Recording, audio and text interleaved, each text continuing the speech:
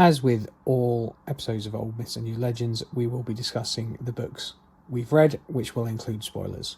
So please be forewarned.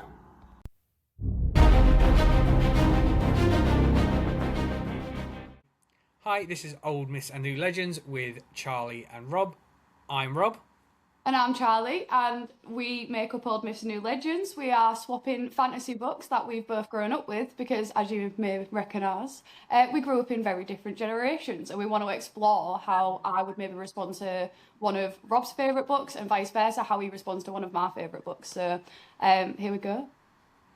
Fantastic. So we're going to start off this episode with the book that I chose for Charlie first, which was Legend by David Gemmell. Which Charlie can show a picture of, which is one of my favourite books from when I was growing up. So Charlie, the first question, as always, is: did you enjoy this book? Yes, I did. Excellent. That is what we like to hear. So much. So, let's get started then. What did you like about this book? So I can see how this kind of set the bones for a lot of the books that I've read. I saw a lot of references in other. Like I didn't realize how many other references from other books they were like from this, and it really caught my attention because I was reading like different bits of it, and I'm like, oh, I was like, this author did a bit of that, and this author did a bit of that, and there was a lot of different fantasy books I could read throughout this, if that makes sense. It brought a lot of my attention to where like these sort of kind of books started, and honestly, I can see why people see this as a classic as far as fantasy goes. It really does it really explores the idea of like a quest, even though it's like it is all based around a siege. But the way that they build up their characters and you build the knowledge, you build your knowledge at the same pace as the characters tend to. And I really enjoyed that in any fantasy book anyway. But the way it was done in this was just really, really good. The planning and the action throughout this book was fantastic. The characters themselves, I feel like I didn't really bond to. I felt like I was watching them do this thing rather than I was a part of it. But that's like the underlining. That's the bit I didn't like. That's like just the underlining underneath of what I thought could have been a little bit more. However, the themes throughout this book were brilliant. So like the fact that the siege itself, it's none of it was just a battle. It all represented like something bigger. In a sense of it's all about leadership. It's all about the courage of leadership and how people step up into those positions when pushed, really, and how people come back into those positions as well. Because obviously one of the main characters, I'm going to put it in quotation marks because the person that I thought was the hero of this story technically wasn't, and the person that should have been the hero also technically wasn't. It threw me off. So who did you see as the hero of the story? Well, I find this really complicated because realistically, you want the main character Rek, who you meet first. He's the unsuspecting hero. I will say it's presented as a bit of a coward at the beginning, but you don't see that in any of his actions. So like that was a bit of a watered down bit for me, where I'm like, oh, you said he's a coward, but where is he shown that? Where has he grown from? He was just, for me, he was automatically the hero in my eyes. However, it's Druss. So Druss is the legend, and that's what threw me off because he's in his not in his 60s, 60, because that's an important part of it. He's 60 and he gets drawn back in for this battle. Like he's technically a retired warrior, but he's drawn back because he's never lost anything. He is the legend. And I found it kind of a bit confusing because I wasn't sure who to back, but then at the same time, as you get through the story, you realise it's just both. It is just both. Yeah. So, I mean, I think the whole point of Rek, from my point of view, was the only person that thought he was a coward was him. So the reason he's never portrayed as a coward or cowardly actions is because he's not a coward. The only person that ever thought he was a coward was himself. So for me, that's always been kind of like the biggest underlying thing about Rek was it was never that he was a coward. It was the fact that it was the self-doubt, and that was what his kind of story arc was about, was overcoming the fact that he was he thought he was a coward. He thought he couldn't do it, and actually he could. Yeah, yeah. So I actually totally got that in a sense of, especially when it's like that. They have a bit of like a PTSD storyline, but it's a bit of magic. So it's the idea in his head that he loses control when he's fighting, because like it's like that idea of seeing black, isn't it? And you just absolutely go mad. That frightened him, and then like the way he spoke about that entire situation with his love interest, which I won't lie, I won't try and pronounce her name. I'll let you do that. With his love interest, like the way they have that conversation, it's actually like, oh, that's really relevant to real life in a sense, because that is how people feel. They do go black, and it is scary when that happens. And I did like that, and that was a really like good character arc in that one little moment where you kind of understood that he is scaring himself when he gets like that. Yeah, no, I get what you mean. I'm trying to remember what her name It, is. it begins with a V. It's like Vira or Vira. I don't know. Rest in Legend. Oh, Veray. Hooray! There we go. Well, yeah, that'll do. Veray. Yeah, the daughter of the Earl of Bronze. I can remember his. Yeah. I knew it was the daughter of the Earl of Bronze. I just can remember her name off the top of my head. I think yeah, for me, obviously, Rek is such a complex character and so well written, in my opinion, because he is like that. You know, that person who has to overcome more, but not like physically. It's all mentally, and I think that's a lot about what the whole book is. It's all Yeah. about overcoming, because it was the same with Druss. Is like he had to overcome the fact that he knew, based on the prophecy, that he was going to die at this point, Yep. and you know, did he want to sit in his cabin in the hills and live out his life, Well, or he absolutely did. To be fair, he was very mad about it in a sense, like the way he goes through that mental turmoil when he's like, oh, it pretty much is a, oh, for fuck's sake, I guess I will. Oh, that's what. Sorry, I don't know if I'm supposed to do that, but here we are. we Um, saw him in the last one, so it's fine. Oh yeah, brill. So yeah, like it was a bit like it was genuinely a bit like, oh fucking hell, I guess I will then. But I actually enjoyed that because it explored the fact that he was ready. Like he spoke very deeply about the fact that he knew he wasn't going to see 61. He didn't want to because he no longer had the love of his life there. Like he was ready to just make peace and be done with that lifestyle, and I can't blame him. But then it made him really interesting because then he did go anyway and he did it anyway. Yeah. I have a question for you. Have you done any research about this book outside of like just kind of like finding out a little bit maybe about David Gemmell about or when it was written? No, so I haven't. So this is I did find out like when it was written, and looked into that and a bit about David Gemmell and how and when he wrote it. So I do understand that he wrote it when he was very, very poorly, and Yeah. it was like supposedly a representation of like the turmoil he was feeling, and that's the idea of this siege is that he was basically fighting through. It was when he was battling cancer. It was like it was a really like that's that kind of like, and I think that's the two characters that you find. Like obviously the Druss, who's ready to go. He's lived his life. He's lived it to the most. And then you've got Rek, who is the coward, who is actually fighting to survive. Yeah, And then through kind of like elements of like his struggle of trying to battle that cancer and whether or not he was gonna end up like Druss and dying on the walls yeah. of his final stand, which was right in the book, or was he going to be like Rek and survive to the end? And And I think that you can see that a lot in the actual villain in the story as well. Like, so the technical villain, I will say, is pretty irrelevant. It's more the concept of the villain that is there. But you can see that because of the fact that it was like an outside entity that actually stopped the siege. It wasn't either hero. Like, yes, they were heroes, but it wasn't either hero. It was an outside entity that bit was something else that was happening. That civil war back home that made Ulrich. yeah, Made Ulrich basically turn around. So like the idea of if you put that into the idea of sickness and being ill, at the end of the day, it's the doctors or and the universe, let's say, on whether you're going to actually get better or not. And it was that decision of that villain to turn around and go the other way that made the end of the story it was. I think. Yeah. What I love about this book as well is that at no point did I see Ulrich as a villain.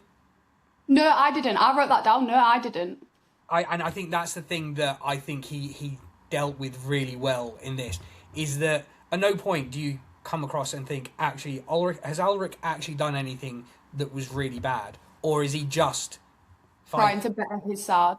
Yeah, and that again I think is so well written, is that usually in a fantasy book you have a very clearly defined evil person, Yeah. like, and in this case you didn't have anybody truly evil.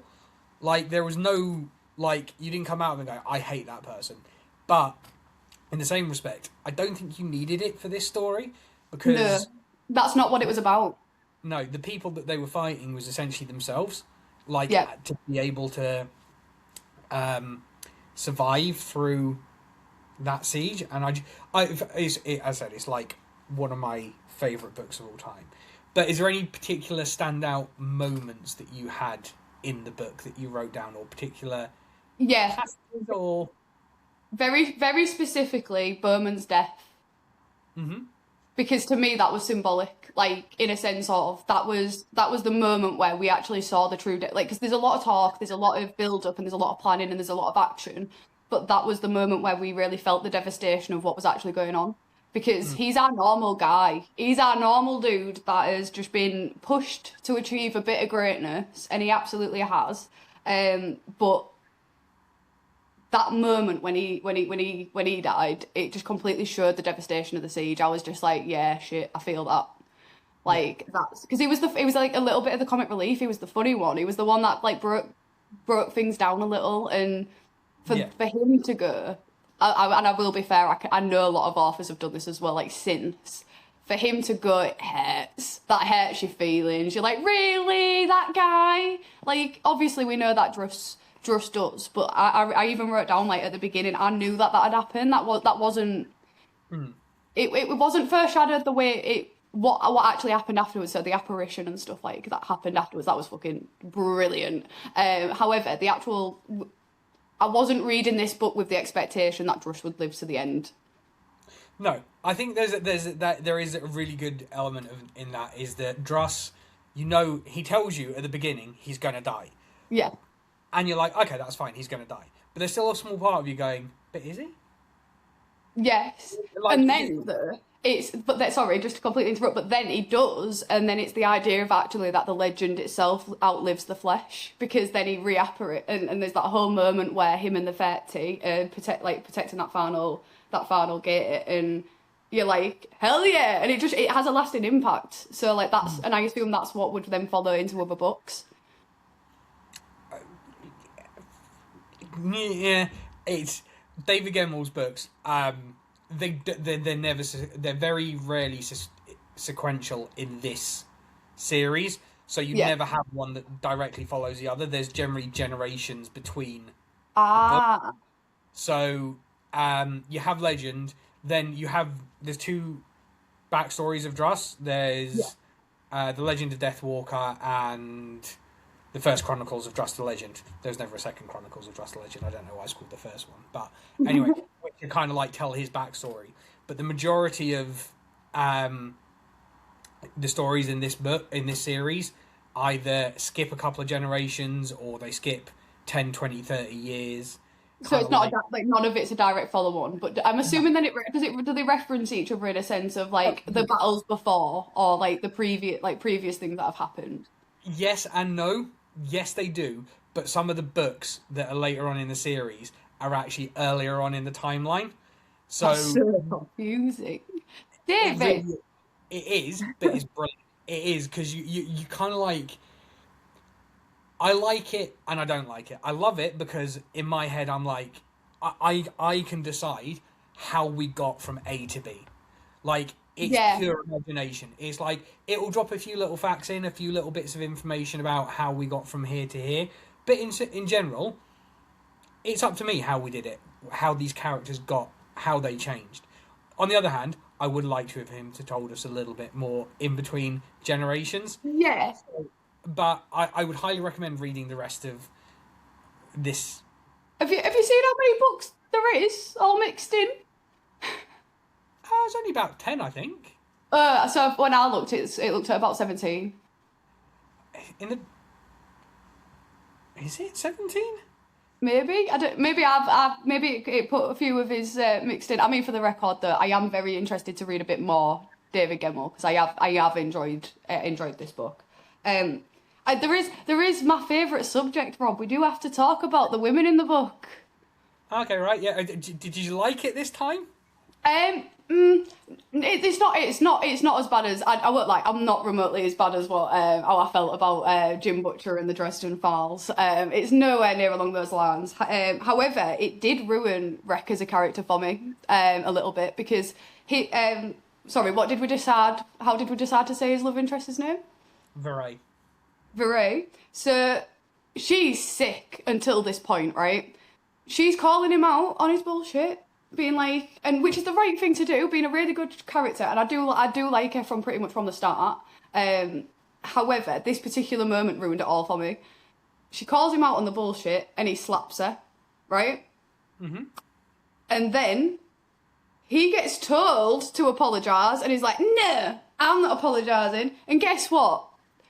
She comes back and apologises. Problem solved. We don't like that. We don't like it.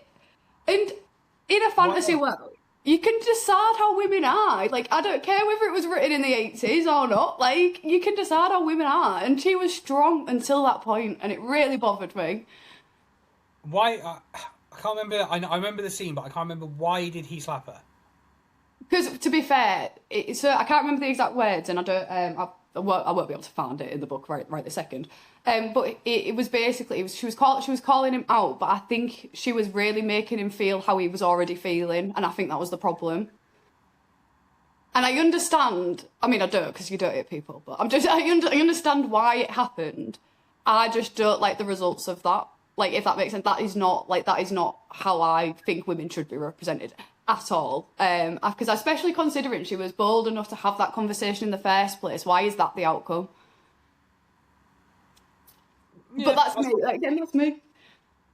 I can't remember the whole scene off the top of my head. She was only one of two women in the entire book, really. I think this. Yeah. One or two women in the entire book, and then the first. You don't see the first two after, the first couple of chapters. I don't believe. That's quite common. So, like, if you look at Tolkien and stuff like that, like there's not a massive amounts of women in those books, are there? So, like, I'm not bothered about that. It's just if you're gonna write a woman, please don't water her down like that. It's kind of where I'm at. There is another woman in there, the psychotic. Yeah, she's the other one. So there is, there's only the two there from. Yeah, but she's the one that shows that with her pants on. Yeah, pretty much. But then again, I suppose it depends how you're writing it, and obviously he's writing it in he wrote this in it was published in 1984. So he's probably writing it really early 80s. So I suppose in that time he was writing again the style that he knew. Yeah. So which I agree with. I understand that. One, it's probably very of its time. But at that point in time, I will say it's not that long ago. There was women fantasy authors. There was women that were interested in reading fantasy at the time. But again, it's his mentality, whatever his life experience is what he's writing, and I can completely appreciate that. Just being a lady now and reading that, I'm just don't love it. But I get where it comes from, and I get where the motivations come from, and why it's not in there. If that makes sense. Yeah. No, I get what you mean, and I get what you mean about the slap as well. It's like, I don't think, again, writing it now, you probably would have had the same outcome. Yes, yeah, absolutely. So, and obviously it's not the right way to portray that situation. In terms of having women in the books, I again do get it, but I also think from an understanding of how people were writing at the time, obviously as you mentioned, Tolkien had women, but they dipped in and out. But also when you think about if you're trying to write a medieval fantasy, you're writing it based on the fact that in medieval times there weren't that many women who were warriors. Yeah, So you're kind of like thinking around lines of from that point of view as well. yeah, and Because it's when sorry. I've tried to write that type of thing, it is a struggle sometimes to think, like, because obviously you draw an inspiration from the real world. It's like, where can you draw inspiration a lot of the time? Which is why he only had a couple of female characters, because how much can you draw from history where you're going to draw different Absolutely, female yeah, yeah, warriors? yeah. Where are you going to get that from? Where are you going to get that inspiration from? What kind of? And don't get me wrong, there was definitely some really strong female characters around in the 80s, but it wasn't like now at all. And I really appreciate that. But you can also see how that set the bones for like Game of Thrones. Like the women that are written in Game of Thrones is completely different. A lot of the best characters in Game of Thrones are the women characters. But I genuinely believe after reading stuff like reading this book, Legend, that it really set the bones for a lot of these that have now done it. Hate me for saying it, but that have now done it better in my eyes because then I get what I want from this in its bones, but they have fleshed it out for me so that I get those female characters the way that I would want to read them. Yeah, no, I understand. And obviously, I suppose as well, it's the demographic that you're writing for. Yeah, You yeah, it's know, very different. I mean, and I suppose at the time, there were obviously female fantasy authors out there and women who liked reading fantasy, but in a lot of pre probably internet worlds, it was not as socially acceptable for women to read that kind of thing. So it's again, I suppose it's writing for your demographic, which at the time, as far as he would have been aware, Would have it been would have men. it would have been mainly aimed at men and men who were at the time. So what this was written in published in '84. So probably Yeah. people who were born in the '50s and '60s were going to You know, be his. that's crackers, isn't it, to think about? Because I think we forget that when we're reading, and this is exactly why we're having these conversations. Because it's, I said this last time, that last book was not written for me, and realistically, neither was this one. Have I enjoyed it? Absolutely. Like I really did enjoy reading it. However, you're right, it wasn't written for me, and also. I forget that just because I've been so freely able to read whatever the hell I like and not be judged for it, that there's a lot of people generations ago that were like the women would have maybe had to like they'd have been maybe really nerdy. That'd have been what they'd have been classed as. They wouldn't be normal or it's oh god you're really weird for liking those dragon books. And now it's my entire life, and it's fine that that's the case. So yeah, I forget that, and that is a bit of a probably a little bit of a mental block I've got that actually what 45 years ago maybe is that about right? Like quick maths, 41. 41 years Yes, ago. well, 41, 42, depending where, because obviously it was released the year before I was born, so Yeah. 40. So it was released 40, yeah, 42-ish years ago. Yeah, so I forget that how much has changed. To be honest, that is the very biggest thing, and I think that's one thing these conversations remind me of is that it's okay for me to be like I'm on my high horse and we're like women blah blah blah, because it does matter to me obviously, and I am always going to point it out because that is something I look for in books. But at the same time, it's remembering where these books came from and where they started and what's happened in between to allow me to be able to be sat here like a big old nerd loving dragons. Yeah, I think they like Stranger Things talks about it quite well in terms of the fact that the girls in that who liked the D&D stuff, they were social outcasts. So again, it's kind of like that thing of where of that time, like Yeah. what the opinions were. And as I said, like this would have mainly been aimed at probably people born '60s, '70s. I do have to mention as a side note there. I have not watched Stranger Things, Okay, right. and so I understand your reference, obviously, but I actually have never seen it, Okay, which I think people are really like shocked by. But I watched the first couple of episodes and it just wasn't my thing, so I just never committed. fair enough. So, well, that reference kind of like died a little bit then. But going back to actually Legend itself, were there any other particular bits that you liked or didn't like, actually in the book? So, what else did I write? Heavily foreshadowed. And obviously, so we should just have a quick conversation about the 30, because, Hmm. again, I'd have liked way more of them, and I'd have liked to have understood them a lot more than I did in like throughout. However, the way they represent the idea of sacrifice, and again, it adds to the idea of that legend lasting past the flesh. They do. I also really, I'm going to bounce around with this one a little bit because I've got a lot of different thoughts about the 30.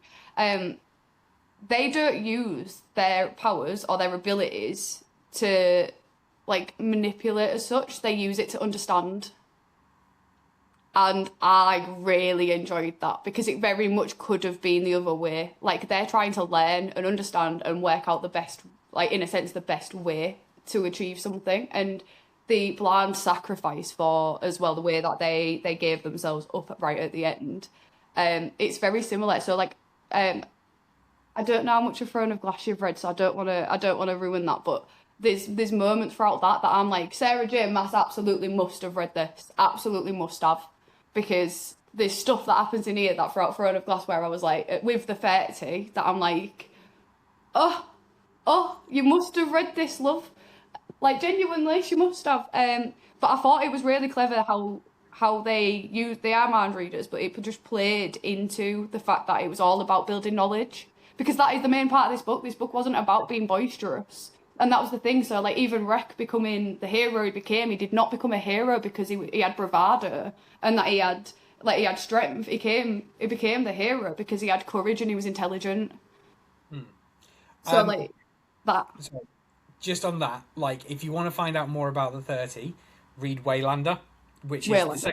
which is the second published book in the Draenei series, but it's actually set a couple of centuries before Legend, and it will Yes. give you the origins of the 30 in that and how they came to be, and it will give you a better Yeah. understanding of. I'm gonna have to read that because I will say that really caught my attention. I just don't think they got enough time in this for me to really understand them. From what I do understand though is that they for the most part when they know they're gonna die, they set themselves up. So this payment that they had set up to have for helping with this siege would then be used to build a new temple for the next Yeah. set of 30. So I understand little bits from getting it from the book, but not enough. But yeah, I loved the fact that it wasn't necessarily a manipulation or I didn't take it as a manipulation tactic. It was all about building knowledge. Like even the way that right at the beginning when they go into like Rek's head and they're trying to learn about him and whether he could be this hero. It's really clever. I've really enjoyed a good amount of it, and I think that's why I'm finding it hard to pick out very specific pieces because I genuinely did enjoy it start to finish. Um, where are we? Yeah, so because Corzon. Yeah, so that's the bullshit bit. We're past that. The only thing I did have to say about it is that I did find it was very, especially compared to what we get now, it was very surface level. But again, I think this is why it set the bones for everybody else and what happened next, if that makes sense. So like, What do you mean by surface level? so I didn't feel like so with the characters, I didn't feel like I was on this like adventure with them. I felt like I was watching them go through it, and I wanted to be a part of it. I didn't feel like the characters themselves for me were fleshed out enough for me to be rooting for a particular one, and I think that's because genuinely the hero in like so Rek and Druss, I think it was because there was never quite enough time with either, and then there was all these side characters that were also important that I just didn't get that bond with the characters, and I didn't feel like their emotions were explored in a way that I would have liked, so I understood them more. But barring that, honestly, I genuinely for a basic fantasy book, I genuinely just enjoyed it start to finish. See, that's the thing that I for me, I think that Dress and Wreck and Stress, Druss and Wreck are two of the most fully fleshed out characters that I've read in fantasy. Really? See, I was Yeah, the other way.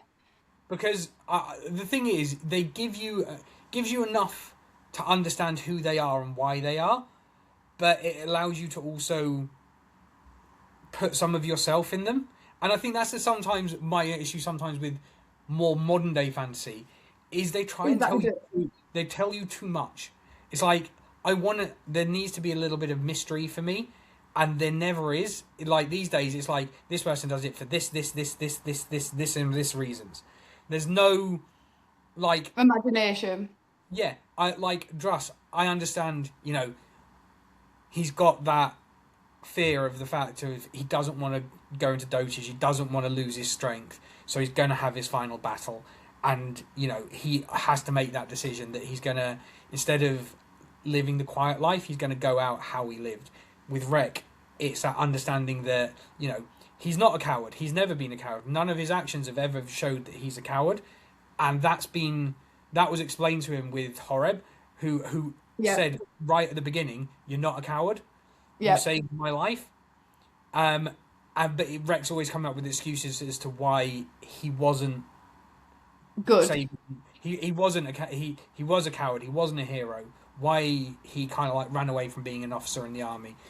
So it gives you that information that gives you an understanding of the character's motives, but also allows you to kind of like put a bit of yourself in and understand how you can identify with that character with your own personality, rather than just being the whole personality of the character is written on the piece of paper. So that I like that, and I think that gives characters real body, because by not knowing everything, it's like getting to know somebody. Like, I know you, we know each other really well, but I don't know everything.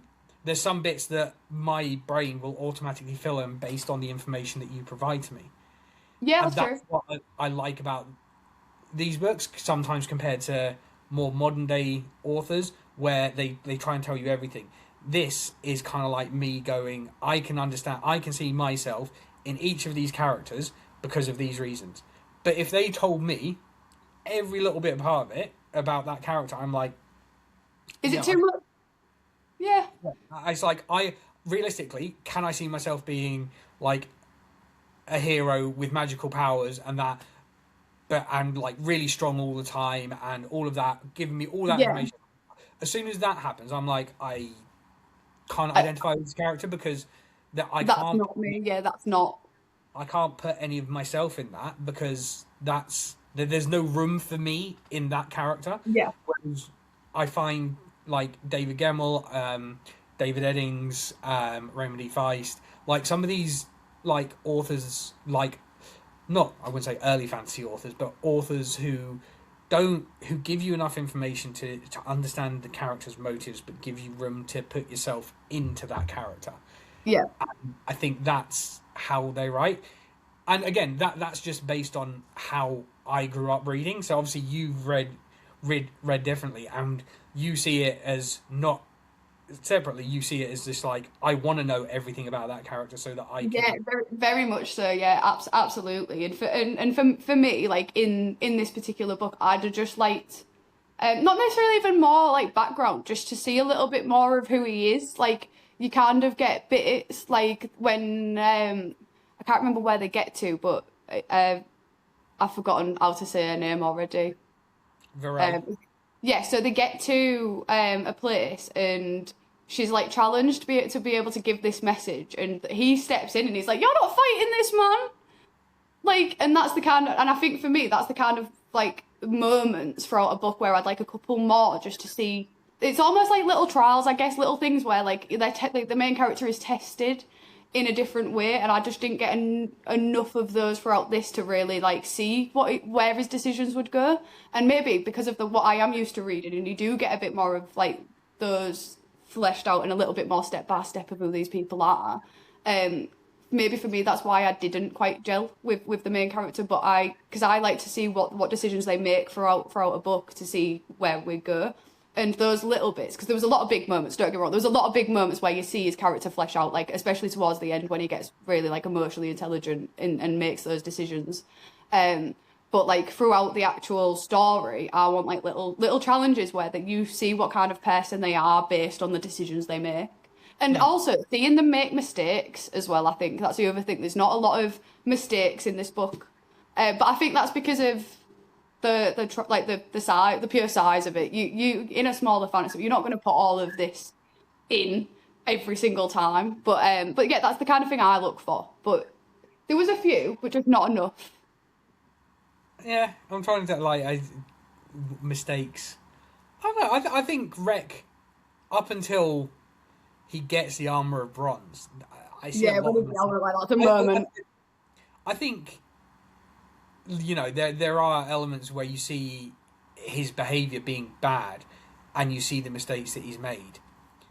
I think and I think that's maybe where I've kind of gone, you're annoying, man. If I'm honest, maybe they're the moments where I've maybe misinterpreted what this is because I've gone like, that's annoying. I don't like the way he did that.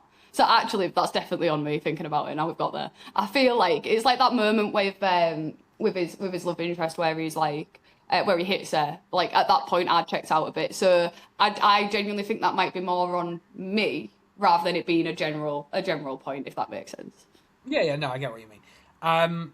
But yeah, I think there's definitely, it is kind of like a grand fantasy, an epic fantasy, Yeah. and I suppose again the way I like, obviously I love this book, and because he didn't know at the end of it whether or not he was going to live or die, I suppose it's one of those where you kind of like it, you didn't know if it was going to follow on to anything or what the future is holding. So I kind of like the fact that there is some ambiguity around like the whole book, and yeah, for me, I and thankfully, obviously, he survived. Spoiler Yeah, alert. he does. He does. To write many more books, and I think it'd definitely be interesting, like to see how you find the women in his other books, because I'm trying to think of like other, like it is quite a lot of male dominated fantasy for him. And for the record, I don't only look for like women based fantasies. Like I do like an awful lot of like these sort of stories. I'm just criticizing it because I can.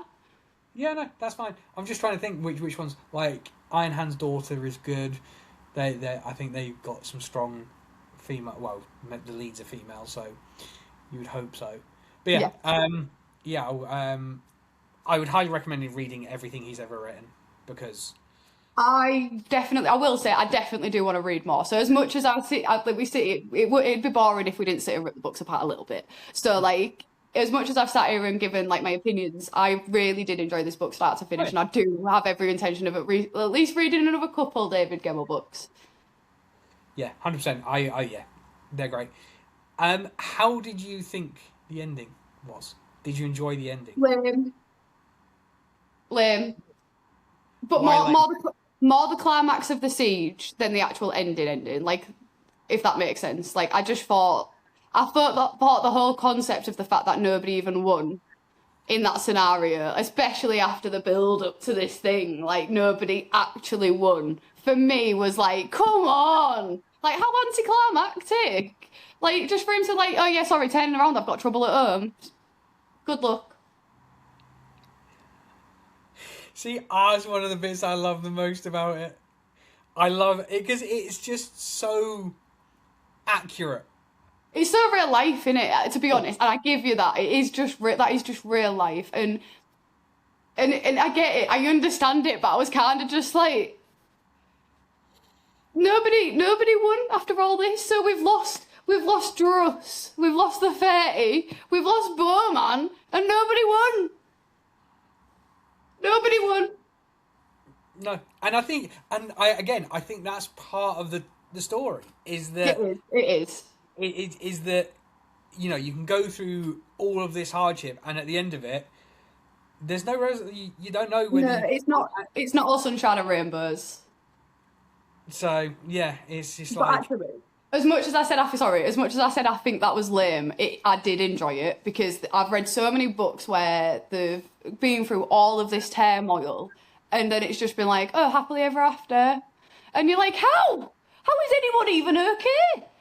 So I will say, so as much as I say it's lame and it was anticlimactic that nobody won, that bit is, but then the fact that you do see a little bit of the aftermath and how like it goes, but that is real life, and sometimes even in fantasy books you do need a bit of that. Like it sometimes feels too sunshine and rainbows when you get that happily ever after every time.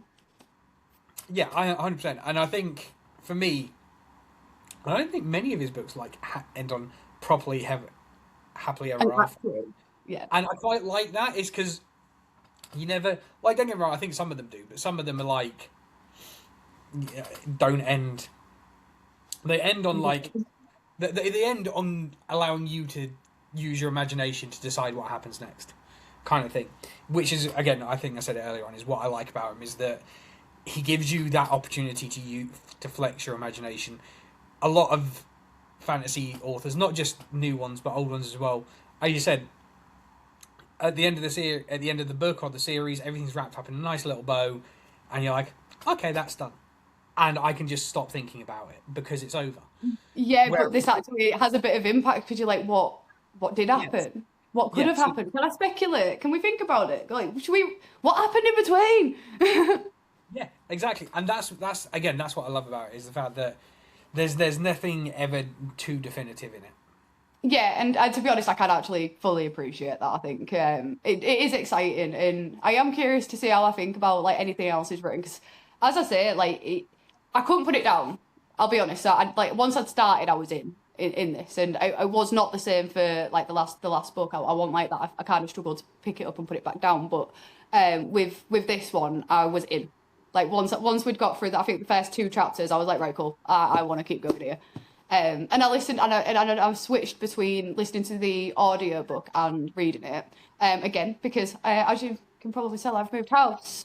So I've been very busy in between. So I've been switching between the audiobook and actually reading it. But this time, the audiobook, I think, really benefited the book. It gave it a proper, just a really good tone. Like I really enjoyed listening to the narrator that read it. I can't remember him off the top of my head, but I really enjoyed listening to it, and it gave me. I think I remember saying it like right at the beginning. It gave me proper Tolkien vibes, and like it had that sense of adventure where you go from this place to this place. I was sold, and I think the narrator really gave me that. Okay, fair enough. Yeah, because I remember you sent it to me when you started it, and you were like, does this sound about right? I was like, that was a middle-aged white British guy, so the guy who wrote it was that, so it kind of worked.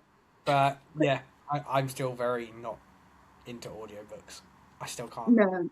I get it, honestly, and it's not. It really, really out for everyone. But for me, at the minute, well, not maybe not so much in the next couple of weeks. Once my house is actually, well, my flat is actually, in some sort of order, I will be back to sitting and reading and getting a lot more in the normal way. But it's been really useful to me to be able to still take in content and still actually read, because otherwise I end up just listening to music and I don't get through books. And I like to do books. I really like. I get sad if I don't get at least an hour of books in a day. So it helps. It helps me keep that up without me having to change what I need to get done. Yeah, no, that's understandable. Awesome. Oh, Cool. So, shall we move on? so Rob, last time I gave you Metal Slinger. So my first question being, did you enjoy it? No. I didn't think you would. Why? I thought it was badly written. I didn't. The plot twist at the end made absolutely no sense. Yeah, it was just. It was just. The whole flow of it just was jumpy and jarring, and yeah, it was. I did not enjoy it at all. All right. Okay. No, it's fine. I'm not offended. I can completely understand why. And I read this book in a very different setting. Like I read it very quickly, and I mean, like I think I read it in less than 24 hours. So like I don't think I took it in maybe quite to that extent, but I enjoyed the plot twists and stuff. So I'm curious on what. Go on, rip it apart. Tell me. Let's have this conversation. Hurt my feelings. I mean, I read it in 24 hours as well. I read it. I read it. So I sent you a message when I started, and when I finished, I think I read it in about 6 or 8 hours. Yeah. So I read it. I read it in like one sitting. first of all, we're going to do the plot twist, right? If you're going to write something first person, and then at the end throw in a plot twist that completely changes the character's story arc, don't write it first person. The whole point of first person is so that you understand the character, understand their motivations, understand what they're thinking. So to then just throw in a thing of, oh, this whole way through I've been talking, you've been inside my brain, but actually That's not how I think, feel, or anything at all. Yeah. You feel It's like- you feel a bit betrayed at the end of that, don't you? Genuinely. I didn't feel betrayed. I just thought it was fucking pointless. It's like it's like you spent a whole book trying to get us to emotionally connect with a character by talking us through their motivations, and then those motivations meant absolutely nothing. I know. And But I think for me that's particularly why I enjoyed it. I felt led on, and I felt like I was like, "What do you mean?" I was so surprised by the end of it that I was like, "What the hell?" see, that's the thing. I wasn't even surprised. I was just like, I wasn't shocked that it happened because of how bad I felt the rest of the book was. So this was just another point of like, it makes no sense why you're doing this. Like, don't get me wrong, the plot, if it had been written third person, that plot twist would have been great. Yeah. But writing it first person, like, I'm going to refer it back to the Dresden Files. Like, you didn't like it because you got to know that character, and that character was who they were. Yes. Yeah. There was no pretending with who Harry was. I'm with you. Yeah. Whereas this character, it's like, why write it first person if you're going to change motivations? Because that's not how. If you're reading first person, you're in that person's brain.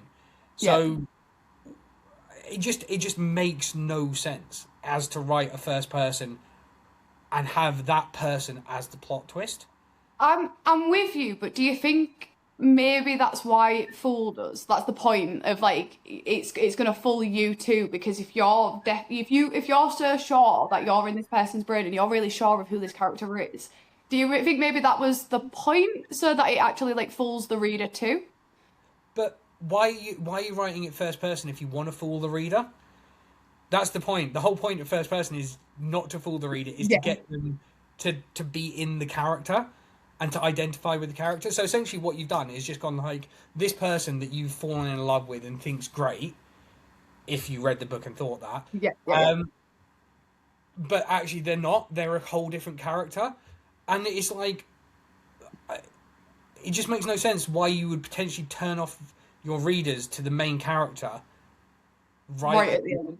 So essentially you've got a bunch of people who are kind of like might be emotionally invested because, you know, she's been emotionally manipulated and things like that. Yeah. So they're emotionally connecting with that person because they've had similar scenarios, and then you come to the end and go, actually, I was behind it all.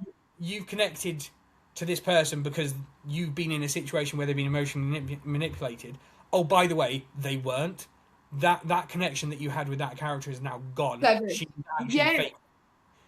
Yeah, I think for me, I felt like it turned her into a villain. Like, I can't agree with that. I enjoyed that fact, but it definitely did, in my brain, switch how I thought about her completely. Bryn is her name, the main character of this, I think, Bryn, Jovi, one of the... Jovi, yeah, whichever you want to pick, because she starts off as Bryn and then Jovi later, isn't she? So, but yeah, no, I agree with that, actually. I hadn't thought of it in that perspective. I think for me that I was so, like, taken aback by the way it ended with that plot twist that maybe I didn't think too much into it. But I think you've made some really good points there. Like, you're right, it doesn't make sense to write the full thing in first person, but for me, I think that may be why it fooled me so much, because I'm so quick with foreshadowing and stuff like that. If they'd have done that a different way, I'd have probably known how the book was going to end. I did not see it coming because of that, but you are right about the character relationship with the reader. It did sever it. I wanted to see I'm so desperate to see what happens next, because I'm like, how do you come back from that? Yeah, because how do you come back? That's my thing, is like, I would potentially read the second one just to see if it could get any worse. Like, and I know it sounds like I was when I was going over like how I was going to talk about it, I was like, what can I write? What can I say that I really enjoyed about this? And the only thing that I can say that was like I want to read the second one just because I'm like it can't be as bad as that again. The author must learn from what they've done because at no point during any of it was I identifying with any of the characters. Like as Jovi or Bryn, even before we got to the weird twist at the end, Yeah. there was just no substance to her. Like from my point of view, I was like, you are the most bland character. Like the thing was, I didn't hate her. I didn't like her. It was just You like didn't have any feelings. yeah. And again, I'm going to take back. Obviously, get back to Dresden Files because that's the only other really first person book I read. Is that when we're having that discussion, is like you didn't like Harry because of him, because of what he told you, and I did like him. With this character, I just didn't care. I was just like, Yeah. I don't care what happens to you, not in the slightest. I would have, and because it's first person, I don't think she developed the other characters enough for me to care about them. And again, the whole switching of loyalties happened way, way too often. Like the Yeah, friend, it happens a couple of times, doesn't it? Actually, throughout. Yeah. yeah. So hang on, I've got where is my notes tab? Mesa, the guy who was friends at the beginning, then turns out he's been living with her as some form of bird for the Yeah. last however long, He's which a shapeshifter. Yeah. which you know by the end of it you're like but this is another thing of the whole I don't really understand the whole plot twist at the end. She did the whole thing of when she was talking to herself, she's like, oh my god, I didn't realize it was Mesa, but at the end of it she did know it was Mesa because they had this whole big plan in place. Yeah. Or did she not know it was Mesa? And in which case, that makes no sense that she didn't know it was Mesa at the beginning as a thing, because her and Kai had put this whole thing together. So there's just so many holes that you're like, and I was like, this makes no sense to me. Actually, I lied. There is one thing that I thought was very good, and that was the magic system. I loved the magic system. Yeah. I thought that was great. I'm with you there. I'm with you there. But I've really enjoyed the magic system in these books. I would love to have learned a little bit more about it. I'm assuming that will probably come in later books. But in terms of story and characters, there was just nothing in it for me at all. We need to up our game. We need to give each other books we love. We need to up our game. So yeah, I was like, it was one of those. The reason I read it so quickly was that I was like, if I put this down, I don't think I'm going to pick it back up, because I was like, I was just really, I couldn't get anything out of it. Yeah. And Akka was like, again, he was just all the characters were very bland. There was no. I really liked him. I liked Taka. But of course I will, to be fair, he's written for me. I think that's the other thing you could say. He probably is bland in theory, like, and I could understand why you would think that, absolutely. But let's be fair, that man was written for me. Like, and I won't lie, I sucked it up. I want it. Like, I genuinely really love that character, because he was like, to me, he was just mindlessly protective. And in a sense, maybe even a little bit stupid because of that. Like, he really wrapped his head around being this person for Bryn or Jervy, whichever obviously for him it was Jervy. He really wrapped his head around being that person and was and absolutely stuck there. And that's the kind of male character I do like. And it made me, and to be fair, in the comparison to him and Kai, Kai was a proper twat. And I felt that, and I picked that up. But as far as substance behind them both, I can totally agree that there wasn't a lot behind it. See, excuse me. Bless you. Was Kai a twat? I felt I felt like he was like he didn't want to be like it was complicated. I felt like he didn't want to care about her, but then it Well, turns that's, out he did. It was all yeah, real complicated. I think this is part of the problem. It made it possible that we got to the end. I understood that how she was in this guy's pocket in a sense because that's pretty much what it ended up being. I understood how we got there and that she was obviously in love with Kai beforehand, and then you have that bit moment with the red dress and stuff and that like they were gonna go do that ceremony thing, but then they didn't do that ceremony thing, where they get married sort of thing. I can understand how that's kind of set up for the fact that she actually was in love with him later, but it seemed like he was way more bothered about what his parents thought and stuff, and to me that was like, oh, what a waster. He's not interested. If our main man Ake would have absolutely cut everyone down to make sure she was all right, like, and that's how we separate the men, I suppose, in the stories. yeah. To be honest, I didn't think any of the men were particularly well written. Again, for me, there was no depth to any of them. Like, not one of them did I think, oh wow, that guy, he's struggling. That guy. That guy, he's having a bit of a hard time. He's struggling. He's struggling to kind of like overcome something, and yeah, they were bland and like Kai. Like, don't get me wrong, I thought Mesa out of all of the characters was the one that was the best written because Really interesting. yeah, he had some humor to him as well. So for me, that was quite good. But yeah, again, nothing like I think the story would have been better written third person because the characters that you wanted to learn about, you're not learning about because of how she's writing the book. Like, yeah. Bo, I would have liked to learn a little bit more about Bo, and her relationship with Aka's buddy, whose name I can't remember. So yeah, it's just I struggle. There was nothing that really kind of like made me go wow, or even tell me more. Give me more of that situation. And there's one thing that we're going to have to talk about. Go on. And that's the spicy scenes.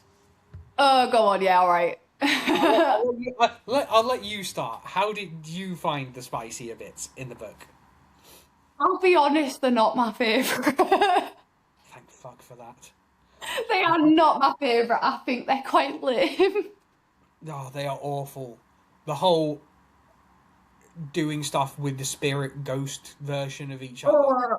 Oh no! Like instead of actually just committing and just and doing it in the council, while he's in the council chamber and like his spirit is going to do me in the library. Yeah, and like the whole I'm walking through the place as a spirit thing, naked, and he's the only one that can see me, sort of thing. Like, I was just like, what's the general point of this?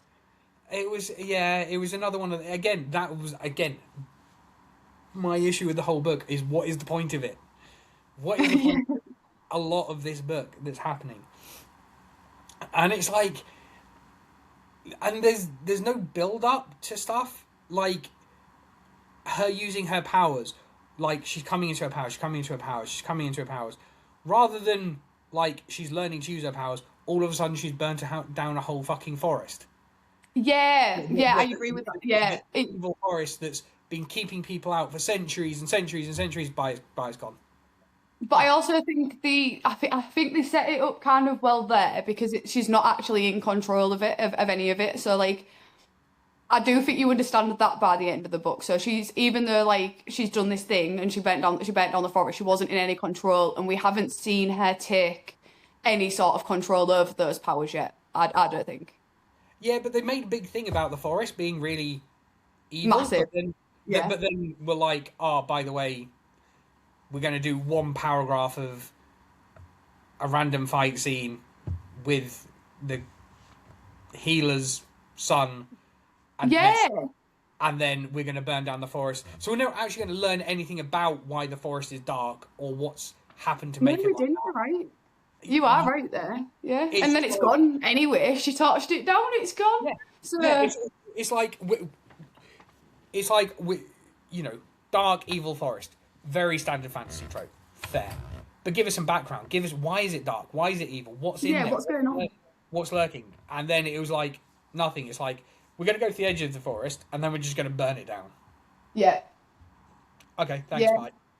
And You're welcome. again, the issue, again, the healer situation. No issues with the healer, but give me some idea of how they're healing. Yeah, you don't get any of that, do you? Just food and clothing is basically all they provided. Yeah, but she did something. She healed her in some way Yeah. because she sorted out the stitches and stuff like that. So did she only stitch her up? But she was dying from her magic coming through. So how did the healer help with that situation? It was just. It's like, Yeah, to be fair, because obviously we read a lot, don't we? Like, I've read an awful lot, and this is one of those books where I've pretty much read by myself. I've not really spoke to anybody about it, and I won't lie, I want to reread it now because I don't think I'd like it as much. Like now, like we've spoken about, because I think the way I consumed it is probably pretty black and white. Like I reckon I took it in for exactly what it was giving me, and then didn't really think any further into it. no, and I think Now that we're having this conversation, I'm kind of like, oh God. I was like, you are right though, because I'm remembering all these bits of the story, and I'm like, oh yeah. I was like, I think I was just sat there obliviously going off vibes, which is totally cool. Like, I was definitely going off vibes here, and I think it gave me enough that I felt like I really enjoyed it. But now that, like, when you start thinking about the actual like critical side of things, when you're actually trying to read a book in a way where you want to review it, you want to give it a proper opinion, I think I would probably go into it, not go into it, but read it very differently. And I am going to reread it because the second book comes out in April. So I will be rereading it and then the second book. So I might give you a little update on how I think and feel about it after that. I'll read the second book. Just it's one of those where it's like it can't be any more of a car crash. But then again, like you said, it's like there are going to be books we reread as part of doing this that I've not read for a long time, where I will have loved them, and I'm sure I will then find bits in it, and I'm like, it's probably not great. Yeah. And I think reading for the vibes is also a thing we do. Reading for moods is a thing we do, like, and how we interpret like what we've read, depending on how we feel, is very different as well. Like, I obviously, like we had mentioned last time, I was going through a very like recent breakup when I read the Dresden Files, so I was not particularly enjoying that man. But it has an impact. Your environment, how you're feeling, your mood, all of it has an impact on how you take in any sort of content. So I am curious on what that means and how that affects even the books you've read. If you reread anything, like, you might not see it the same way, and that's exciting. That's exciting conversations to have. Yeah, like, I mean, I'm recently like reread The Millennium by David Eddings, and I was rereading it, and there are some elements of it I was like, I still love the books, I still love the story, I still love the characters, but there's some bits of it I'm like, not sure not sure about that anymore, kind of thing. And you're like, and I think when you start reading to review rather than just reading for pleasure, Yeah. you kind of pick up on different things. So yeah, but I don't think even if I tried to read this for pleasure, I would have struggled with it. I just like, there's just so much of it that was just so. Yeah, I guess the only way I can say it was bland and ambiguous, but not in a I'm using my imagination kind of way, because the whole point of first person is not to use your imagination in a sense. There's a lot of it, like, well, you do have to use your imagination with the other characters, but with the main character, the whole point of it is that you understand why they're doing it so that you can identify with them. And I just didn't get that. Just this book was just like, I sat there and I was just like, this just makes no sense. None of it makes no sense. No, I agree, and I also think there's a big thing at the minute where, especially with the romanticy side of books, where they are just getting pushed out. And I think this would probably be a really good example of that. Like, as I say, I really enjoyed Metal Slinger the first time I read it, and I am standing by that opinion. I'm not changing just because you have a different opinion to me. I really did fully enjoy this book, and the plot twist in this for me did completely take me off guard. But I can fully understand why the first person perspective ruined that for you. Whereas for me, I think it just completely betrayed my way of thinking. So where you're right, it will sever that relationship between reader and character. for me, I just took it in a like, oh, fucking hell, how did that happen? What have we got? And I was heartbroken, genuinely. When I got to that part, I was like, huh? I was like, you fucking cow, you. Like, really mad at her. I was really mad at her. I see. Again, I wasn't like, even if I think I was invested, I wouldn't have been mad I because was. I was furious. like it was the way it had been built up over the previous chapters. Admittedly, see again, this for me was like it was so in your face that I was kind of like, I was like, there's something's going to happen here because it spent so much time talking about the king mysteriously disappearing, Yeah. hanging people who were heirs but not royals or whatever. It was like you clearly making leading up to the king being one of the bad guys. Like so you could see that coming. That or Yeah, like you could. I was like this is coming that he's going to be a bad guy.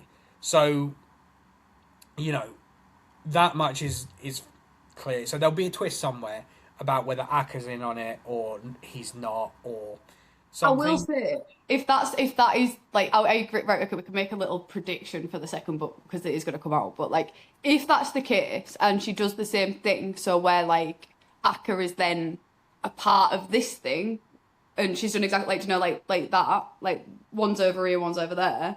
I think I'd probably be out because I think that's just at that point that's not character development. You've just pitted them against each other completely. And that's the thing is that I don't see how the next book is going to go as a first person because you've got the thing with like again I'm going back to Dresden Files is that you only ever have one main character Yeah, which is Harry. So even if the other characters like come and go, Harry is the main character. She's made Akka and Jovi stroke Bryn the main character. So the next book, you're gonna lose Akka's character development unless he's in the room with Jovi. yeah. Which, based on the situation that they've left it in, is not going to happen because So. yeah, it baffles me. I'm gonna make the bold assumption that it'll be dual POV. So that's something that's become really, really popular within the romantasy books as well. So like it is first person, but it'll change perspective. So like you maybe go from the female main character, and then the next chapter will be within the male main characters, and you do get multiple POVs. They are doing that a lot more now, so I wonder if maybe that's what that'll be leading on to. But I am with you, like, if they don't give him that time and attention in that next book, we won't have a character we care about anymore. No. Or as you say, to be fair, didn't particularly care about in the first place. Yeah, no, exactly, and that's the thing is that it's very clear. It's like, Daddy was big bad. Son didn't know Daddy was big bad. Clearly, Jovi's mum knew something about this. Here's my predictions for Go on. what's going to happen. Right, Jovi was not kidnapped. Her mum gave her over to the seafaring folkies when she was young because good old King Edmund was going to be trying Killing to her. either kill her or marry her off to Akka to control her and essentially take over the world type thing. It actually turns out that all the bad guys are actually the good guys. Yeah. Edmund is the big bad. But then again, he's the big bad that is now being killed. So Yeah. it's kind of like it's killed that bit as well. It's like you've so that's the thing is like that's Like, you can't fix it. Never mind. I'm giving my prediction. Shit, it's gone. Never mind. You can't fix it. You've ruined it. Book shit. Yeah. Sorry. Just and that's the thing is that you're like I'm like you've not set up a second book. Apart from saying that actually all of her motivations have changed. So it's like the Yeah. second book is going to be like, well, King Edmund, he's dead or was dying at the end of the Yeah. first book. Akka has been whatever. heartbroken. Yeah, Just heartbroken. heartbroken and captured. I think it was, wasn't it? Like just. I don't think it was. Was he captured? I know. I think he was captured, but I think he was like let Like, go or left. Yeah, let go right at the end. I'll have to quickly. Because wasn't he put in some form of change that stopped him being able to use his magic? Squeezing. But Yeah, yeah. yeah, yeah. So, who's he going to have ghost sex with now? Poor guy. Very true. And that's the other thing. So there's the whole like, okay, so I completely forgot about the whole mating bond thing. Like that. What was the point? What was the point in making us all fall in love and like that tether, that situation that caused the ghost spirit sex? Like what was the point if she was just going to betray him at the end? Like I don't understand why they let that happen. My point exactly is that it makes no sense. Like the, you get to the end and you're like, why have we got to this situation of this very jumpy book that doesn't really give us much apart from maybe, in my opinion, like a couple of the side characters who were a bit interesting, as I Yeah, said, Mesa, Akka's buddy with only one arm, and yeah, yeah, were the three characters that I actually wanted to find out more about, but got not enough about them. yeah. And then, this main character who has gone through this whole book being a woe me character, and then actually turns out is like, actually, I'm a big spy. It was all planned. And it's like, Yeah. what? It's And almost a bit like the ending of Lost, isn't it? You know, when you get there, like, have you seen Lost? no, but I know the ending. I won't lie, I hate that was a waste of my life, but it's a bit like that where it's like, oh yeah, they were just all dead. That's it. Yeah, and it was like, at the end of it, it's like, oh yeah, we were all spies. It was all a plan to get us here so that we could kill the king.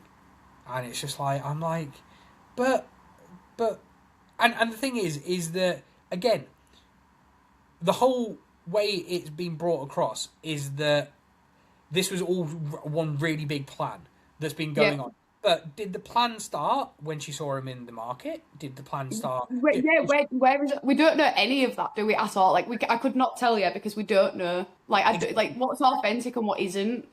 And that's the whole point of a first person, is you shouldn't be coming to the end of the book going, I don't understand how we got from here to here. The whole point of a first person is that you understand the emotions and the trials and tribulations of how that person is dealing with their emotions during the events of the book, which was, up until the end, what the book was about, and was... Yeah. I think for me that's why I'll be honest, I think at the time, like everything you're saying is probably why I really enjoyed it, because it's not very often I read a book and I finish it baffled. Like at all. And I think I maybe took that as a good thing. And now that we're breaking it down, I'm kind of like, oh, maybe I was baffled for the wrong reasons. Yeah, for me, I was baffled, but I was baffled like, why have you done this? Like, why have you written it in this way? That, for me, and don't get me wrong, I am 100% sure that there are going to be people out there who are like, this was amazing, this was really well written, this was exactly... Yeah, absolutely. And that's fine, that's yours. But for me, as somebody who is fairly new to romantasy, this is not the book that you want to be introduced to romantasy in. No, it's not. I agree with that. If I'm like using this as my bent, well, actually no, maybe it is. Maybe it is because I'm like, this is so bad it can only get better, kind of thing. Which again, this is going to probably piss off some people on the internet. That I'm like, and that was the thing. Like when I was reading it, it was like, I was like, this is bad. And then when I got to the end, I was like, okay, this makes no sense. And then when I went back and like, I was like rethinking, like getting my thoughts together for this, I was like, there were bits that I was like, I'd read but hadn't necessarily digested until I went back and thought about it, like the forest bit. I didn't really think about that until a little bit later on down the line, and I was like, actually, that's another thing that makes no sense. And like the whole being stuck on the water for however long they were stuck in the water for after they escaped from whatever the Kai and Bryn. Alhalla, is it? Alhalla? Oh God, it's something like that. What is it? Yeah. It's Yeah, spelled Alaha. Alaha, Alaha. Alaha. Yeah, and yeah, it just again, it was like, why am I doing Life of Pi in the middle of this fantasy book that just again makes no it It is a whole moment as well. To be fair, I understand that it's them like almost like getting to know each other. That's the moment of them like first like getting to know each other, working out who each of them are, and are they gonna survive together? Like I enjoyed that little bit. If I'm honest, to be honest, I enjoyed. I think I enjoyed quite a lot of it, but I think that was the point of that bit. yeah, but it was all fake. The Yeah, whole I know. That's the bit I can't like. Every and time I come back to it, it's like it's all pretend. Like, why was she? yeah, And that's hard, but again, like I guess that's what people are like, aren't they? People pretend to be people all the time, and they are who they say they are. no, and again, I 100% agree with that. If it's written in the third person, Yeah, yeah. You needed the perspective to change. You yeah, needed that perspective to be I different. can't be dealing with a first person switch up like that because it just makes no sense based on the style of how it was written, and it bugs me.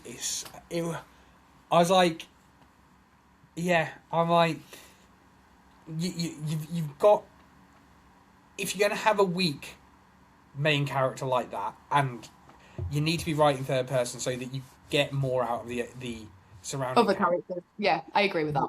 And I again, I don't think we saw enough of that. Everything I said, and I found it quite like the jumping between scenarios. I found quite jarring as well. There was no kind of like, as you said in Legend, like obviously the start, like they're going from one place to the other. There's Which literally such a secure beginning, middle, and end of Legend. Like that's something I found you don't actually get in a lot of these, where it's a clear beginning, a clear middle, and a clear end. And I think Metal Slinger is probably a really good example that it's not actually clear where we're at in a story. Like sometimes you're reading it and you're like, have we progressed? Have we got further? yeah, and that's and but also like there's no fluidity. Like I don't know how to describe it. It just felt very jarring in terms of like we're jumping from this situation to this situation to this situation. Yeah, because that's to be fair. Now that I think about it, that's exactly what it was. So it was like, oh, I want to be a part of the guard, and I'm going to go to the market. That was the first goal. Then it was, oh, there's this matching ceremony with Kai. That's my next goal. And then all of a sudden, not a matching ceremony. Who's that prisoner? I'm going to go see this prisoner. Prisoner's in my house. Prisoner escapes house. Then they're both on the sea. And also the other thing is Mesa was there for all of it Yeah, and I seemed to give no shits. And he's know. like, Yeah, oh, you didn't. my best mate, you know, Kai, my best mate, grew up with him. You know, his bride is sneaking off with this random other dude. Fine. See you And the later. other thing, like his storyline, Messa's storyline was quite watered down as well. Because there's quite a big focus on the fact that Messa's dad is not very nice. And then it just goes away. And then it just disappears. Yeah, so I'm with you there. Like actually, there just wasn't anything else to that at all. And that's another point. Like it's like the Dark Forest. It's like we're going to give you this bit, but we're not going to give you any kind of like substance. It Now that I think about it, it's almost a little bit of a cheating way to get you to care about the character. Actually, that's a bit of a cheap way to kind of be like, oh yeah, his dad's awful. You must like him. This guy, keep an eye on him. But then that's it. That's all you get. That's the only depth. But that's the same with Jovi, like or Yeah. Bryn. Like in thinking back onto it, her whole character arc and her whole character is based on the fact that Kai manipulated her into loving him, Yeah. and she actually loves Akka. So I'm going back to your like some of the way you say women characters are written. This girl's life is only based around the two men that she loves. There is nothing else. Yeah. Yeah, it is. Oh god. So, and you know, there is nothing else really about her. And Yeah. for writing Yeah. first person, surely we should have got something else out of her. But there was no kind of like, you know, you got a little bit of a hint of maybe she was a bit lonely when she was growing up.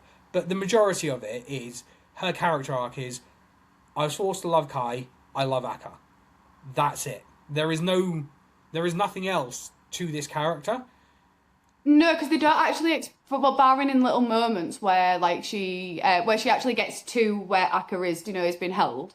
Like barring little moments like that, and there's not, and I will be fair, I realise like now that I'm going back over them in my head, there's not actually that many of them. But that little moment where she got herself from where her house is and did that little adventure of like being strong, showing that she's like strong and she's agile and she's able to do these things. She got herself from A to B. That was like one of those little moments where you're like, oh, she's got a bit of strength. She's quite cool. She can do this. But I think now that I think about it, I think that's the only moment. That might actually be the only one. I will give it other moments that show that she's a warrior, like when she fights Messer like when he becomes a guard, and when they have the same kind of thing, the pretty much the exact same thing with the one-armed guy when they get later on, yeah. Enter. But again, that doesn't give her. That's nothing to do with like her personality. No, like, that's just something she could do. That's just a skill she's got. Yeah, it doesn't add anything to her character. It doesn't show that she's strong. But the whole element of that is the fact that her whole personality is based on the two men that she loves, and that's it. And that's the bit. And that's the bit that, again, also really annoyed me.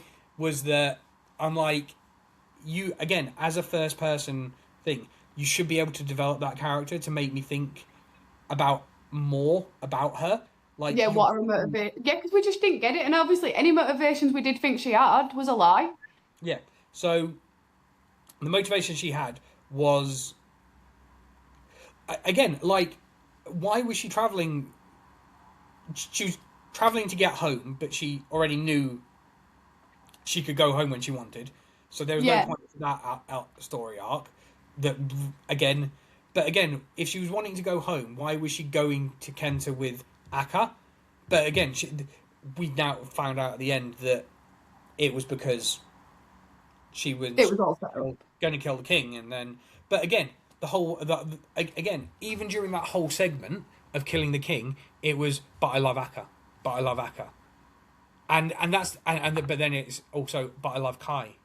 I found that really hard to read. Actually, I remember finding that last bit really hard to read because I was like, I'm confused. But yeah, again, I found that bit weird. Like, you're writing from a female perspective as a female author, yet the majority of the story is about how the men. How much you love or don't love the two men in your life. Now, as having never been a young 18-year-old woman, I don't know if that's fair and accurate, but from the point of view of reading it, I'm like, well, I think that's the thing. I will be fair. Have I had because I have because I have been an 18-year-old woman. I can say that, to be fair, that's really realistic. To be honest, in that particular regard, if you're getting attention from multiple angles, shall we say, it hurts if people rip them away. Like, you can't pick. What do you mean? And it is hard, and it is awkward, and it does. And I will be fair, it does consume you a little bit. This is why teenagers have so much drama, for the matter. It does consume you a little bit, and I think if you are looking at it from that younger perspective, it is quite accurate. However, the decisions made throughout that book isn't decisions that an 18-year-old would have been making. So, like, the fact that she's part of this revolution, she's got the childish mentality. In my head, she's got the childish mentality of relationships, but she's got the queen angle of being able to lead a revolution and fight back. So actually, now that I think about it, you can't cross that over. You can't have both. Yeah, I see. You should do it better if you have both. Yeah, I think it needs to be done better. I think you can have both. I just think it was done not very well because, again, without understanding the motivations, you can understand how an 18-year-old might be like, I don't know which one to pick. Yes. but you can also understand if she'd been brought up in a way that taught her who she was, that she was actually a princess, that she was, she had power, she understood the magic in her, all that side of thing, kind of like, you can almost get it a little bit more. Like there are elements that you kind of like give it away later on from the earlier ones, but again, there's so much disconnect. Like at the beginning when they're all talking about the fact that they're trying to find ways to get onto land. We now Yeah, know that that's so that she can find her magic. yeah. But again, it's just so badly done that you're like, by the time you get to the end, because it's not being reinforced all the way through, either subtly or unsubtly, you completely forget about it, and you're like, oh, okay, that makes, you know, you have to go back and really think about everything. Yeah, like And what you do genuinely. I do agree with that. You do have to kind of go back to once you get to the end, you have to kind of go back to the beginning and make it make sense again, because you're like, and how have we got here? I just don't think you can. I just don't think there's not enough at the beginning of the book that supports the ending, and the bit in the middle is just water, Yeah, water burning down a forest and ghost sex. Yeah, yeah. To be fair, it, I think it was. It's kind of like take away like the middle 2/3 of the book, and I don't see anything changing. no. It doesn't. There's no progression. There's like you sat there and you're like, I love Akka. Oh, what do I do? I love Akka, but I kind of love Kai as well. I love Akka. I love Akka, but I kind of love Kai as well. It's like See, I didn't get the. I don't, again, I feel quite lost. I got a bit lost at the whole she loved Kai until right at the end. I was like, because it wasn't sold to me that he was like. It was sold to me that they were friends at the beginning, and that they were friends, and that they were in a position where if they didn't do this matching ceremony, that she would end up with somebody much worse off. Which is why it was like, no, it has to be Kai. But I didn't see it as a love, like at all, like from the off. And it honestly really threw me aback at the end, and I was a bit like, ugh. It did leave a bit of a sour taste in my mouth. That I was like, that really? Especially considering you've spent, well, as you say, spent the good about 2/3 of the middle of the book telling me that we should be loving Akka and hating Kai. and hating Kai, and then we get to the end, and I'm like, what do you mean? How am I? What? I can't switch. So what happens next? How do we come back from that? And now, like as I say, it's the first time I've actually had a conversation about this book, and it has made me think a little bit more like about what actually happened throughout it. But I'm still gonna stand by the fact I enjoyed it at the time. I'm really curious on how it goes forward and whether it changes my perspective reading the next part. I agree. I think that's the thing. Is like I'll read the second book again, but I suppose that's what it does. Is like the whole point is it gets you to.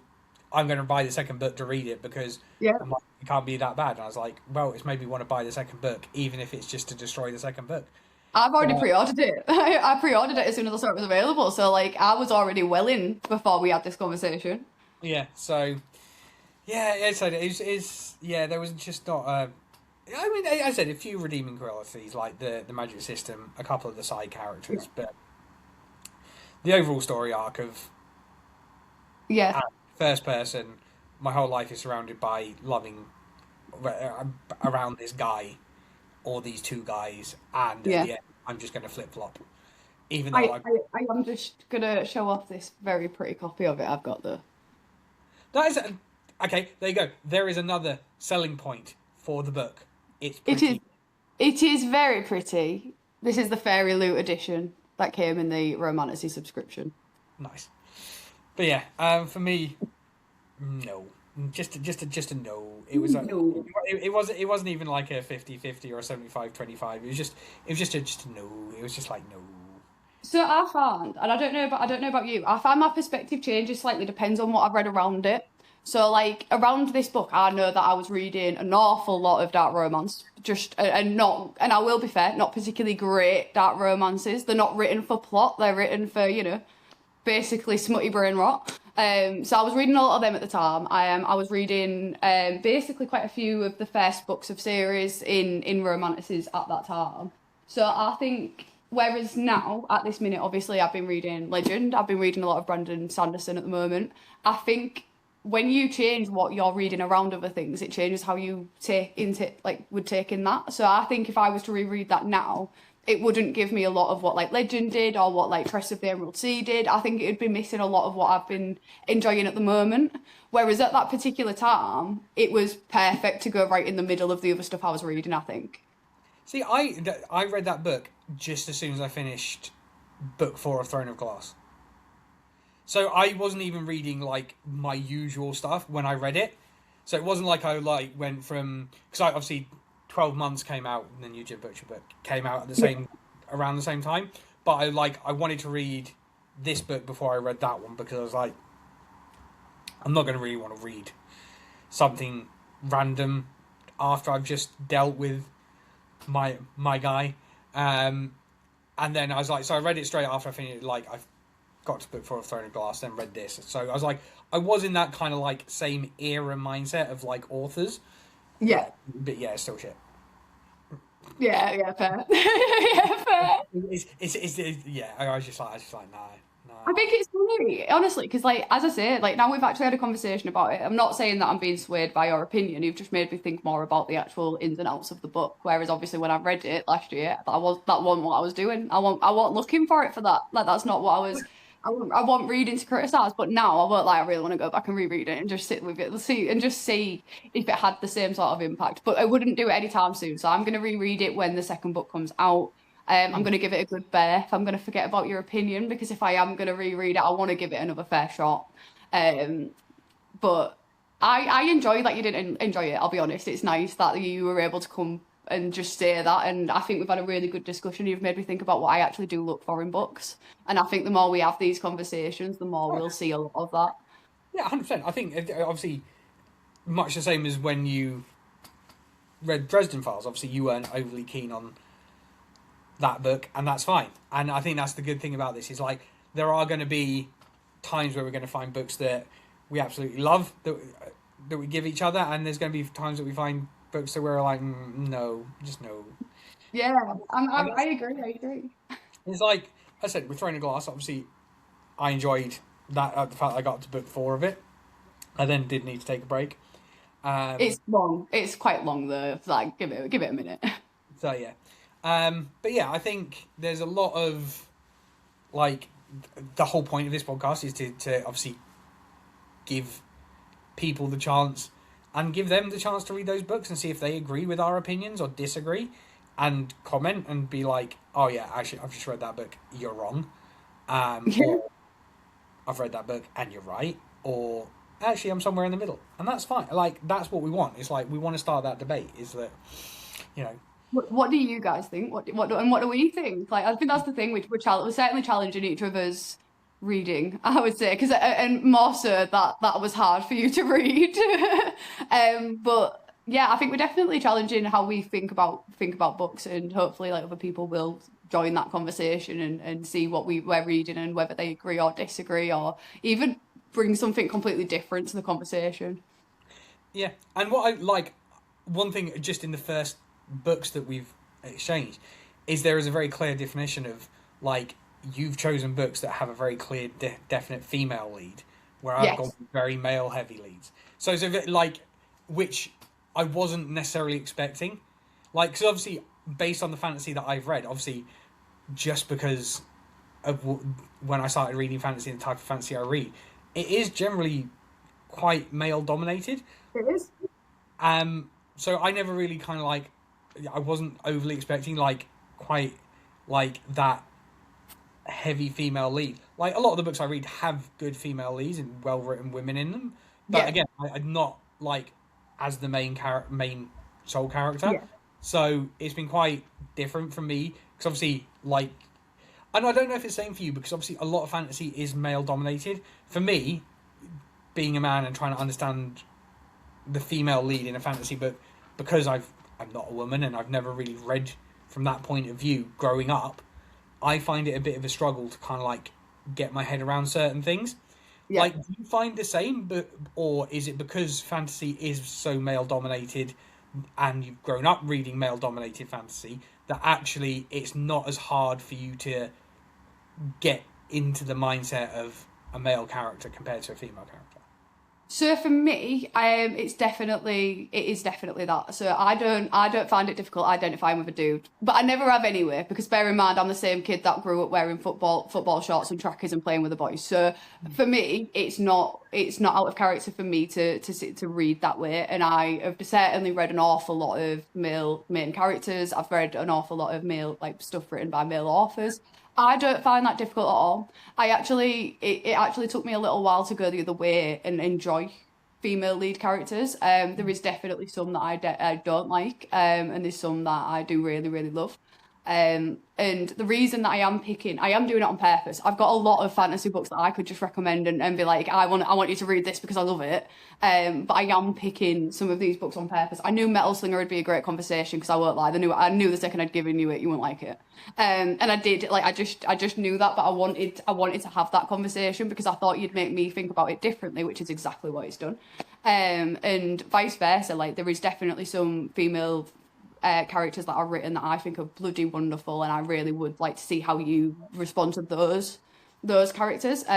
However, I have to be honest, if I'm gonna upset some people saying this, but I definitely really enjoy reading a lot more of men leading characters than I do some women. But that's because I won't lie, I'm the same girl that loves sword fighting, that likes, I've always wanted to be a knight, and I think it's a bit like upsetting that I wasn't born in that, time period or dude, because I would have loved to have been a knight in shining armor on a horse. As romantic as that sounds in my brain, I know that's not the reality of the actual situation, but like, I wanted to be Uhtred in the Last Kingdom. Like, I wasn't looking at Breeder as a villain, I wanted to be Uhtred, so that's how I view and how I've always kind of been.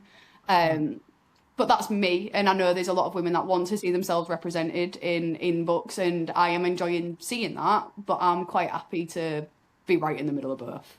Yeah, fair enough. No, that sounds terrible. I said, there's a lot of female characters that have been written really well. It's just when it comes to and that might be part of the reason why I struggle with Metal Slinger is the fact that it was the female first person, because I can't identify being an 18-year-old girl compared to being a 41-year-old or nearly 41-year-old man. So Yeah. So next time, what have you chosen for me for the next podcast? So, I have picked, and we're doing it. We're doing it because I think it actually, to be honest, because I think it's better written than Metal Slinger for one, and it is a very popular book. I think it might be time. I think episode 3 might just have to be Fourth Wing. I was expecting that. Yeah, I think it's time. I think it's time to have a conversation about it and see what you think to this, especially in comparison to now you've got a different female character perspective that you didn't like. I'm curious on how you feel about this one. Excellent. The book that I've chosen for you, let me just get it up. Where are we?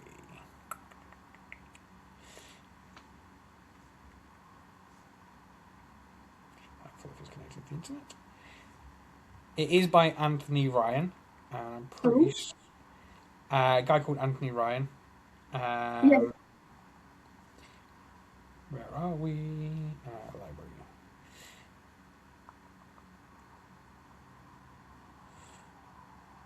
Where's it gone? I will be. Yeah, it's called Blood Song. I thought so. Blood Song by Anthony Ryan. Okay. It is perhaps. No, actually, I'm not gonna give anything away. But I think I have a confession. What? You recommended that book to me, right, 2 years ago, Yeah. and I bought it while we were in Cardiff. It's on my shelf. Did you read it? No, so it's just chilling. No, so I haven't read it yet, but I do have a confession of the fact that you actually recommended me that book a good while ago. Yeah, no, that's fair. 'Cause So on the bright side, I have it. I can crack straight on with it. Yeah. I'm just trying to remember what else did I recommend that trip that you got? I got a couple, I think. I definitely bought Bloodsong, and yeah, I'm pretty sure. Oh no, I bought the Poppy War at the time, so I don't think I got another one you recommended, but I definitely bought that one. Yeah, cool. Right, yes, Bloodsong. There you go. You've got it. Awesome. Makes it nice and easy. So, I think they're both similar lengths as well. I think that's about a 550-page book in it. This one's just under 500. that's fine. I'll get through it in probably a couple of days. Me too. So, excellent. Well, that is us signing off another episode of Old Myths and New Legends. So, if you've got any comments, please do leave them below about any thoughts that you have on this particular set of books. And we will see you for the next one, which will be getting released on the 1st of April. Indeed. March, wouldn't it? No, this one goes out in March. The next one. So when this one's being listened to. Yeah. Oh, God, yeah. Oh, God, yeah. Yeah, 1st of February. Yeah, oh, God. I don't know date. So, yeah. So we'll see you all on the 1st of April. You will indeed.